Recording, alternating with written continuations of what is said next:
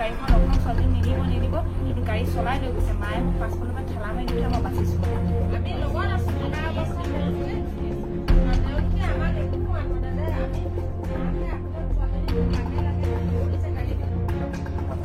জনা বুজা মানুহ এজনক দিলোঁ।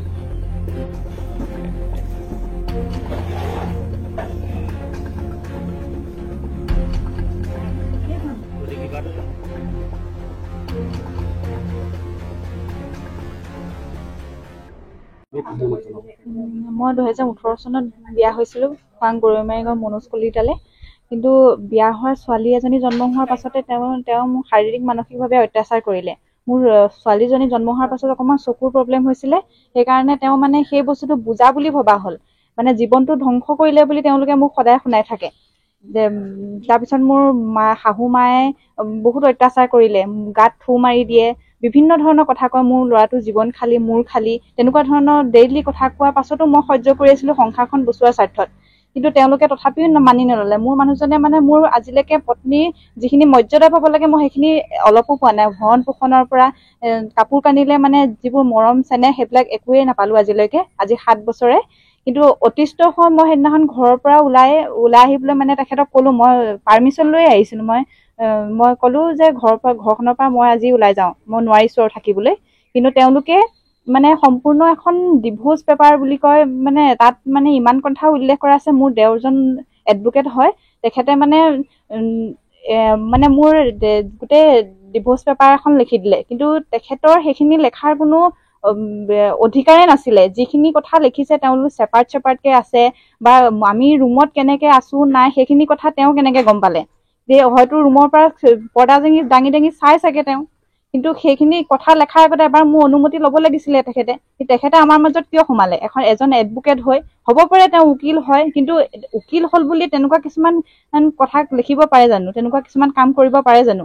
কিন্তু পৰহি দিনাখন আমি যেতিয়া ছোৱালীজনী মোৰ আনিবলৈ গৈছিলো, তেখেতে অনুজ কলিতাই ছোৱালীজনী অঁতৰাই লৈ গুচি গ'ল, মৰাণলৈ পলুৱাই দিলে। খোৱাং থানাৰ ওচিয়ে ফোন কৰিছিলে তেখেতক যে মাকে ছোৱালীজনী নিবলৈ আহিছে, আপুনি ছোৱালীজনী লৈ আহক। কিন্তু তেখেতে আমি ৰাতি 9টা বজালৈকে ৰখিলো, কিন্তু তেখেতে ছোৱালীজনী আনি নিদিলে। কিন্তু পাছদিনাখন আমাক ক'লে 10টা বজাত আপোনালোকে আহিব, আমি তাৰপিছত কিবা এটা মীমাংসা কৰিম বুলি ক'লে।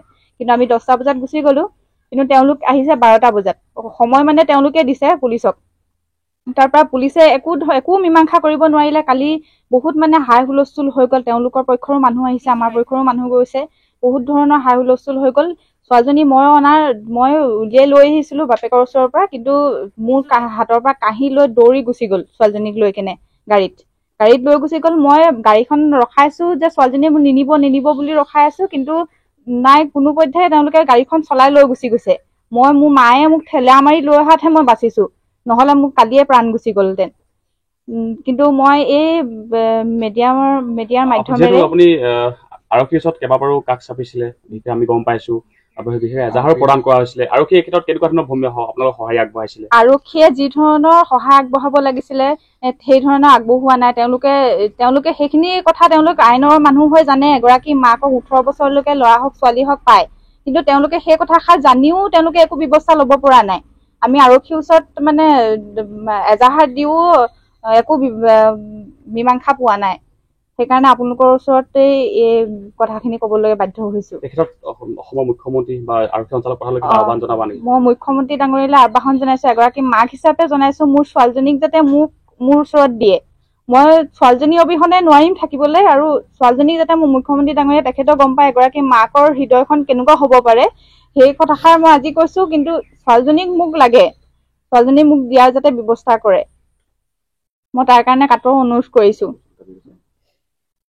বিয়া দিয়া পিছৰ পৰাই তাইক মানে মানসিক শাৰীৰিক অত্যাচাৰ কৰিছে। শাহুৱেকে মুখত থু পেলাই দিয়ে, তাৰপৰা 10 ভাগৰ এভাগ মানে কেতিয়াবা ফোনত জনাই যদিও 9 ভাগ লুকুৱাই দিয়ে, তাই আমি দুখ পাম বুলি। তাৰপৰা পিছলে সহ্য কৰিব নোৱাৰি ৰাতিপুৱা এদিন ফোন কৰিলে, মা মোক লৈ যাহি, নহলে মই মৰি যাব লাগিব। কিছুমান সেই গৰম ভৰিত লগাই দিছে গিৰিয়েকে, হেতা এতিয়াও সেই দাগ বহি আছে। ইমান অত্যাচাৰ কৰিবলৈ ক'ত সিহঁতি অধিকাৰ পালে? মোৰ ইমান সৰু ছোৱালীজনী, মই সদায় মৰাৰ ভাব কৰি দিয়ে। দেওৰকে উকিলটোৱে তোক মাৰি পেলাম কৈ সদায় কয়।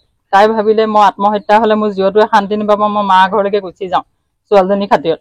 আৰু ছোৱালীজনী মাকক বুলিলে আহিবলৈ নিদিয়ে, সদায় আঁতৰাই লৈ যায়। ৰাতি হলে কান্দে, এতিয়া ফোন ব্লক কৰি দিলে, অকল ভাত পানী নাখায় ছোৱালীজনীৰ কথা কৈ কৈ ৰাতিয়েদি কান্দি থাকে। মই আপোনালোকৰ চেনেলৰ জৰিয়তে মই অনুৰোধ কৰিছো মোৰ ছোৱালীজনী ন্যায় পাওক। বিশেষকৈ আপোনালোকৰ যিহেতু ছোৱালীজনীক যি ডিভোৰ্চৰ কথাটো আহি গৈছে, আপোনালোকে যিহেতু গম ডিভোৰ্চ বুলি ক'লে দুটা পৰিয়ালৰ মাজত মীমাংসা কৰি এটা তেনেকুৱা সিদ্ধান্ত হয়, এই ক্ষেত্ৰত আপোনালোকে গম পাইছিলে নেকি? নাই পোৱা, আমি গম নাই পোৱা। আমাক দেউতাকে ক'লে আমি 15 দিন মানৰ কাৰণে ছোৱালীজনী লৈ যাওঁ, কান্দি কাটি 4-5 দিন ভাত নোখোৱাকে আছে, একদম গৈ পাইছোগৈ বিচনাত শুই আছে অৱসয়। তাৰপৰা বোলে এনেকে নিব নোৱাৰে বোলে। তাৰপৰা সেই উকিলজন আহিলে, বোলে হেৰিয়লে খৰাঙৰ DTV এখন দোকানলৈ লৈ যাওঁ, মুঠ কথা কেইটামান লিখিম বোলে, তাত চাইন এটা কৰিব লাগিব। আমিও ভাবিলো 15 দিনৰ কাৰণে নিয়া। তাৰপৰা আপোনালোকৰ ঘৰলৈ গ'লে হৰণ ভগন হ'ব বোলে, কেতিয়া মৰিবও পাৰে, তেতিয়া আপোনালোকৰ ৰিক্সত থাকিব বোলে, সেইটো কাৰণে আমি লৈ আহিলো। তাৰপৰা দেউতাকে কৈছিলে এইখনত কি লিখা আছে পঢ়ি দিয়া, আমিতো ইংৰাজী নাজানো। তাৰপৰা দেউতাকক ক'লে বোলে একো লিখা নাই, 15 দিনৰ কাৰণে আপোনালোকে নিয়ে, আপোনালোকৰ ঘৰত যদি কিবা এটা হয় আপোনালোকৰ ৰিক্সত থাকিব, সেই কথাখিনিহে লিখা আছে। তাৰপৰা পিছত ঘৰলৈ আহি আমাৰ সম্বন্ধীয় মানুহ এজন গৈছিলে, তেওঁ জোৰ জবস্তিকে ফটো মাৰিব নিদিয়ে, ফটো মাৰি আনিলে। ইয়াত শিক্ষিত মানুহক দেখুৱাওঁতে তেতিয়াহে কৈছে এইটো বিবাহ বিচ্ছেদ বোলে লিখি দিলে।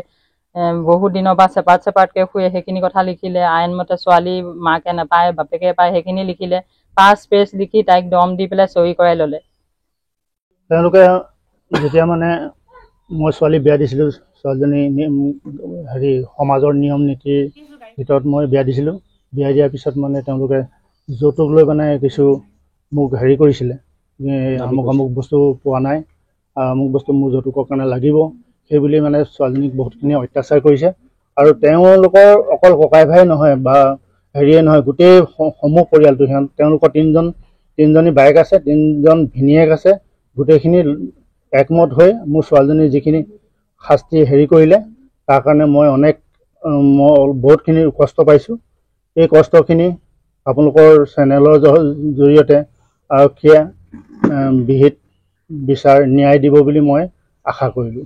যিহেতু আপোনালোকৰ ছোৱালীজনী বিশেষকৈ উল্লেখ হৈ আছে বাৰে বাৰে, ছোৱালীজনী যিগৰাকী কণমাই ছোৱালীজনী, কেঁচুৱা এজনী আছে, বা ছোৱালীজনী 4 বছৰীয়া এগৰাকী ছোৱালী আছে, সেই কথাটো যিহেতু উল্লেখ হৈ আছে, বা যিহেতু ভৰণ পোহণ তেনেকুৱা ধৰণৰ প্ৰসংগতা আহি পৰিছে, আৰু মই এই ছোৱালীজনী এতিয়া মই বিয়া দিয়া আজি 7 বছৰ হৈছে। 7 বছৰে মই বিয়া দিয়া ধাৰে মোৰ মাৰিব পৰা নাই। তেনেস্থলত কালি আজি এমাহ হৈছে, এমাহৰ আগত আহি পেলাই মোৰ ঘৰত মই হেৰি কৰিবলগীয়া হৈছে। আৰু এতিয়া তাইৰ মানে যিখিনি খৰচ বহন, আৰু নাতিজনী, মোক প্ৰথম নাতিজনীক লাগে, আৰু তাইৰ যিখিনি খৰচ বহন ভৱিষ্যতে পঢ়া শুনাৰ যিখিনি খৰচ বহন, সেইখিনি মোক হেৰি কৰিব লাগে, প্ৰদান কৰিব লাগে তেওঁলোকে। 3 দিন ছোৱালীজনীক ভাবুকি দিছিলে, হেৰি ককায়েকক কৈছিলে যে তই বুলিয়ে মানে এই নবৌক পুহি আছ, মোৰ নিচিনা মানুহত কেতিয়াবাই মই মাৰি পেলালোহেঁতেন, তেনেকুৱা ভাবুকি 3বাৰমানকে কৈছে। তাৰপিছত কি হ'ল, আৰু এই উকিলজনে তেওঁৰ যেতিয়া মই চহী কৰিবলৈ গৈছিলোঁ, তাৰ আগমুহূৰ্তত কৈছে মই বোলে বহুতখিনি এনেকুৱা হেৰি বিবাহ সংসাৰ ভাঙিলোঁ, আৰু আজি মই নিজৰ ঘৰত মই ভাঙিবলগীয়া হ'ল। আৰু মই উকিল সন্থাৰ সভাপতি মহোদয়ক মই অনুৰোধ জনাইছোঁ যাতে এই অনুজ কলিতাই এনেকুৱা কৰ্মৰ কাৰণে গাঁৱত উকিল কৰি আছে নি, তেওঁ এইবোৰে কৰ্ম নি, তেওঁ ঘৰত যে সংসাৰ ভাঙে, আজি 10-11 ঘৰৰ মানুহ 11জনী মানুহৰ সংসাৰ ভঙাটো বহুত দুখৰ বিষয়। সেইখিনি কৰিবলৈকে তেওঁ উকিল কৰে নেকি? সেই বিষয়ে আপোনালোকে অলপ তদন্ত কৰি আমাক মানে ন্যায় দিব বুলি মই আশা কৰিলোঁ। ইমান দিনে বাক যেতিয়াৰ পৰা বিয়া দিছে, মানে তেতিয়াৰ পৰা তাই এদিনো শান্তিত থাকিব পৰা নাই। এবছৰ দিনে অকণ ভালকে সিহঁতি ব্যৱহাৰ কৰিলে, বিশেষকৈ মোৰ ভিন্দ বুলি ক'বলৈ লাজেই লাগে। ভিন্দৰ যোনখন মানে এজন স্বামী হিচাপে পত্নীক মৰ্যাদা দিব লাগিছিলে, এটা সম্পূৰ্ণ মৰ্যাদা তেখেতে দিব পৰা নাই। 1 বছৰ পাছৰ পৰা তেখেতে ইমানেই শাস্তি দিলে, বাক মানে বাৰ মানে মানসিকভাৱে একদম ভাগি পৰিছে। তাই একেবাৰে ক'ব নোৱাৰা হৈ গৈছে, মানসিকভাৱে ভাগি পৰিছে।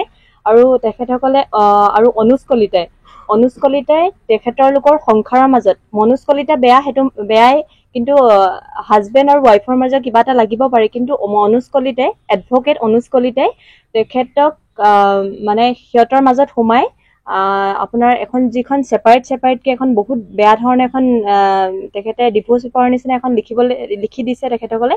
আৰু তেখেতক মোৰ বাক মানে তেখেতে শাৰীৰিক আৰু মানসিকভাৱে অত্যাচাৰ কৰিছে, অনুস্কলিত আৰু গোটেই ঘৰখনে বাক অত্যাচাৰ কৰিছে। আৰু সিহঁতৰ বাইক তিনিজনী আছে, তিনিওজনী অত্যাচাৰ কৰিছে। ভিনীহেকে আমাৰ মা দেউতাক কালি মাৰিবলৈ হাত দাঙি দিছিলে।